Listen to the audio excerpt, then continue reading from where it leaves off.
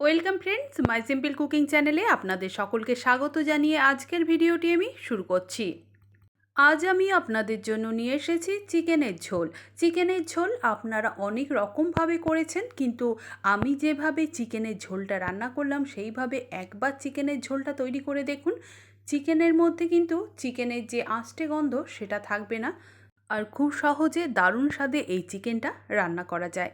তবে চলুন আর বেশি দেরি না করে চিকেনটা আমি শুরু করে দিই। তবে তার আগে বলি, যে সব বন্ধুরা আমার চ্যানেলে নতুন এসেছেন তারা অবশ্যই আমার চ্যানেলটিকে সাবস্ক্রাইব করুন, তাহলে আমার চ্যানেলে এইরকম সহজ সহজ রেসিপিগুলি আপনাদের কাছে সহজেই পৌঁছে যাবে। বন্ধুরা দেখুন, চিকেনের ঝোল বানানোর জন্য এখানে আমি প্রথমে নিয়েছি একটা মিডিয়াম সাইজের টমেটো, 4 ভাগ করে নিয়েছি টমেটোটাকে। নিয়েছি ভাঙা কাজু 16 পিস। আমার কাছে ভাঙা কাজু ছিল তাই আমি 16 পিস নিয়েছি, আপনাদের কাছে গোটা থাকলে 8 পিস নেবেন। নিয়েছি পেঁয়াজ 3টে, আমার মিডিয়াম সাইজের পেঁয়াজ রয়েছে, 25 পিস রসুন, 2 ইঞ্চি আদা। এবার আমি গ্যাসের ফ্লেম অন করে একটা কড়াই গরম করে নিয়েছি। এবার তার মধ্যে দিয়ে দিলাম সামান্য পরিমাণ সরষের তেল আর সামান্য লবণ আর হলুদ দিয়ে, এবার লবণ আর হলুদটাকে ভালোভাবে তেলের মধ্যে নেড়েচেড়ে দিচ্ছি। তেলটা ভালোভাবে গরম হয়ে গেলে আমি ডুমো করে কেটে নেওয়া আলু দিয়ে দিলাম। এখানে আমি 3টে আলু ব্যবহার করেছি, আপনারা আপনাদের পছন্দ মতো আলু নেবেন, ঝোলে যেমন আলু দিতে চান সেই রকম। গ্যাসের ফ্লেমটাকে মিডিয়ামে রেখে আমি আলুটা এইভাবে ভেজে নিয়েছি, অতিরিক্ত আলুটা ভাজার কোনো প্রয়োজন নেই। আলু ভাজা হয়ে গেছে, এবার আমি আলুটাকে তুলে নিচ্ছি।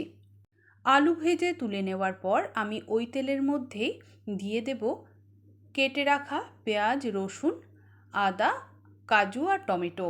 তবে প্রথমেই আমি পেঁয়াজ, রসুন, আদা আর কাজুটা দিয়ে হালকা করে নেড়েচেড়ে ভেজে নেব। টমেটোটা এক্ষুনি দিলে টমেটোটা জলদি নরম হয়ে যাবে, তাই আমি টমেটোটা পরে ব্যবহার করব। এখন গ্যাসের ফ্লেমটাকে লো টু মিডিয়ামে রেখে পেঁয়াজ, আদা, রসুন আর কাজুটা হালকা করে ভেজে নেওয়ার পর আমি দিয়ে দিলাম কেটে রাখা টমেটো। দেখুন, আপনারা দেখে বুঝতেই পাচ্ছেন যে পেঁয়াজ, আদা, রসুন মোটামুটি, কাজু সব কিছু মোটামুটি ভাজার পর তারপর আমি টমেটোটা দিলাম। আর টমেটোটা যখন হালকা নরম হতে শুরু হয়েছে তখন আমি সমস্ত কিছু একটা প্লেটের মধ্যে তুলে নিচ্ছি। বন্ধুরা, এইভাবে মশলা ভেজে চিকেন রান্না করলে চিকেনটা খুব জলদি রান্না করা যায়, আর চিকেনের স্বাদও কিন্তু ভীষণ দুর্দান্ত হয়।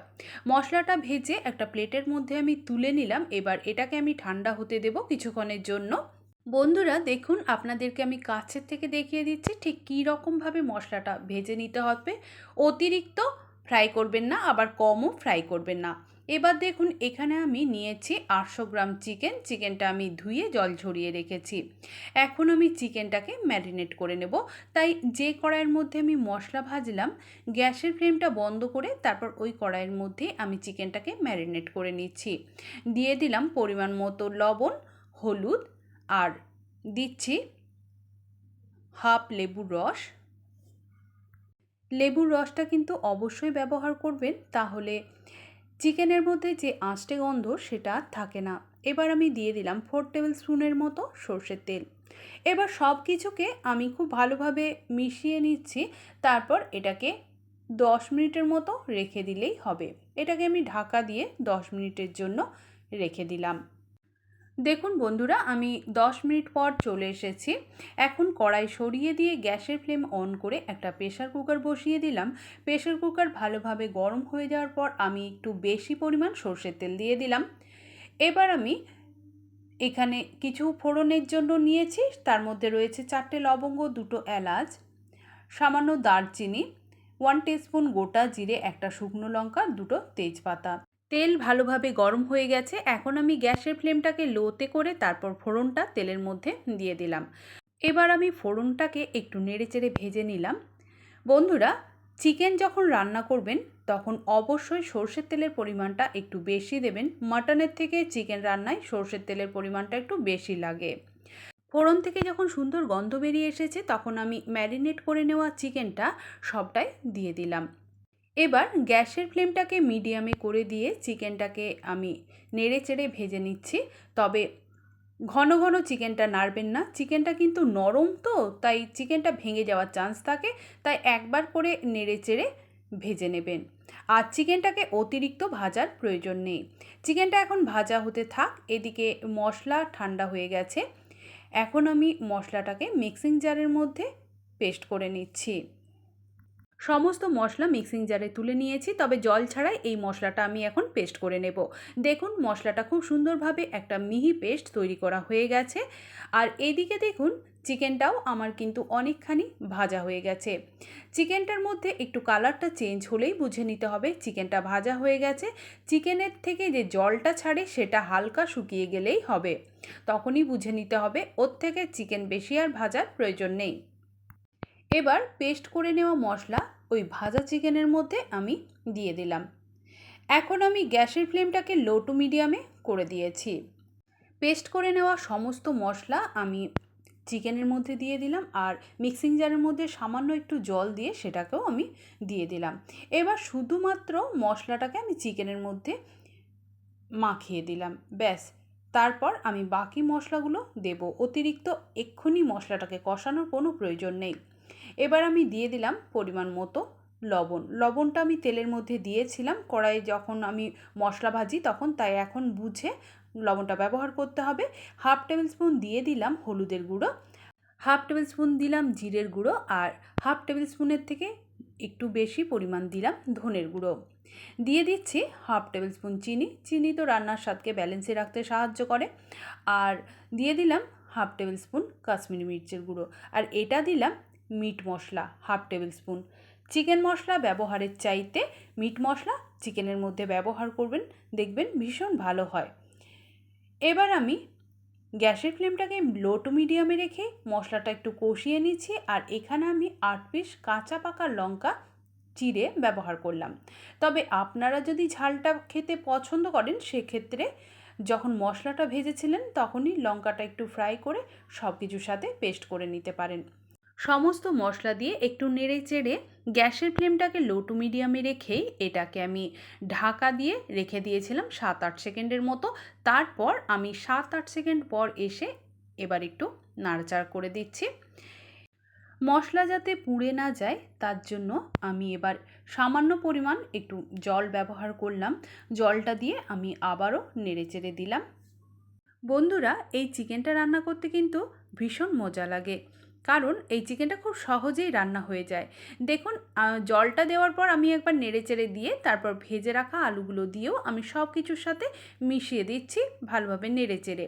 কারণ মশলা অতিরিক্ত কষানোর কোনো প্রয়োজন নেই, কারণ পেঁয়াজ রসুন আদাটা আমি তেলের মধ্যে আগেই ভেজে নিয়ে তারপর মশলাটা তৈরি করেছি। তাহলে ভেজে নেওয়ার কারণে পেঁয়াজ রসুন আদার কাঁচা গন্ধ সেটা চলে গেছে। তাই পেঁয়াজ রসুন আদা ভেজে যদি মশলাটা তৈরি করা হয় তাহলে সেই ক্ষেত্রে মশলা বেশিক্ষণ কষানোর কোনো প্রয়োজন নেই। এখন আমি দিয়ে দিলাম 2 টেবিল স্পুন টক দই, তবে টক দইটা আমি ফেটাইনি, ডাইরেক্টই দিয়ে দিলাম।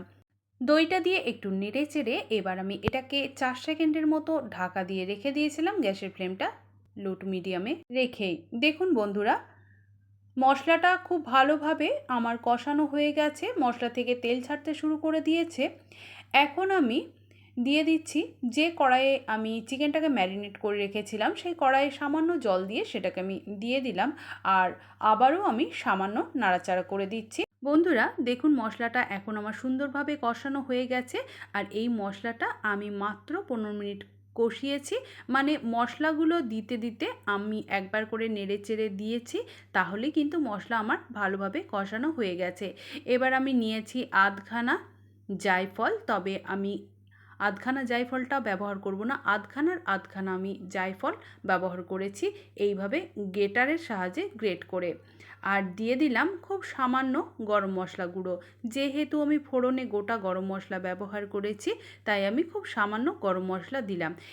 এবার গ্রেট করে নেওয়া জায়ফল আর গুঁড়ো গরম মশলা দিয়ে আমি সব কিছুকে ভালোভাবে মিশিয়ে দিচ্ছি। সব কিছু ভালোভাবে মেশানো হয়ে গেলে আমি এবার দিয়ে দেব পরিমাণ মতো জল। এখানে আমি জলটা আমার পছন্দ মতো ব্যবহার করছি, মানে আমি যে পরিমাণ গ্রেভিটা রাখতে চাই সেই পরিমাণ জল ব্যবহার করছি। আপনারা আপনাদের পছন্দ মতো জলটা ব্যবহার করবেন। মানে আপনারা যদি এই গ্রেভিটাকে চাপ রাখতে চান সেক্ষেত্রে জলের পরিমাণটা কম ব্যবহার করবেন। যদি একটু বেশি পরিমাণ ঝোল রাখতে চান তাহলে সেই ক্ষেত্রে জলের পরিমাণটা একটু বেশি দেবেন। জলটা দেওয়ার পর আমি এবার এটাকে ঢাকা দিয়ে গ্যাসের ফ্লেমটাকে হাইতে করে দিয়ে আমি 2টো সিটি দিয়ে গ্যাসের ফ্লেমটা বন্ধ করে দেব। দেখুন 2টো সিটি দেওয়া হয়ে গেছে। এবার আমি এটাকে কিছুক্ষণের জন্য গ্যাসের ফ্লেমটা বন্ধ করে রেখে দিয়েছিলাম। যখন ভেতরের ভাপটা ছেড়ে গেছে তখন আমি প্রেসার কুকারের ঢাকনা খুলে আপনাদেরকে দেখাচ্ছি। এখন আমার চিকেনটা সুন্দরভাবে তৈরি হয়ে গেছে। আমি আপনাদেরকে একটু তুলে দেখিয়ে দিচ্ছি। তবে বন্ধুরা, দেখলেন তো এই চিকেনটা তৈরি করা কতটা সহজ। সমস্ত মশলা কষাতে কষাতেই আমি কিন্তু সমস্ত কিছু দিয়ে তারপর প্রেসার কুকারের ঢাকনা বন্ধ করে আমি মাংসটা তৈরি করে নিলাম। খুব সহজেই মাংসটা তৈরি হয়ে যায়। আর একটা কথা বলে দিই, আমি দইটা 2 টেবিল স্পুন দিয়েছিলাম বলে দইটা আমি ফেটাইনি। আপনারা যদি চিকেনটা বেশি পরিমাণ রান্না করলে তাহলে দইয়ের পরিমাণটাও বেশি পরিমাণ ব্যবহার করবেন। সেই ক্ষেত্রে দইটা অবশ্যই ফেটিয়ে চিকেনের মধ্যে ব্যবহার করবেন। আর সমস্ত মশলার পরিমাণগুলোও বাড়িয়ে দেবেন।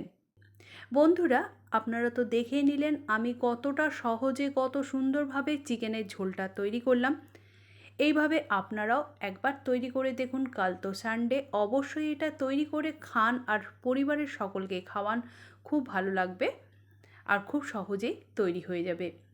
বন্ধুরা, আজ তবে এই পর্যন্তই। আবার অন্য কোনো রেসিপি নিয়ে আমি আপনাদের কাছে হাজির হব। আপনারা সবাই সুস্থ থাকুন, ভালো থাকুন, আমার পাশে থাকুন। আমার এই রেসিপি যদি আপনাদের ভালো লেগে থাকে তাহলে অবশ্যই একটা লাইক করবেন, আমার চ্যানেলটিকে সাবস্ক্রাইব করে পাশে থাকা বেল নোটিফিকেশনটা প্রেস করে দেবেন। তাহলে আমার দেওয়া সমস্ত সহজ সহজ রেসিপিগুলি সবার প্রথমে আপনাদের কাছে পৌঁছে যাবে। আমার এই পুরো ভিডিওটি দেখার জন্য আমার সকল বন্ধুদের ধন্যবাদ।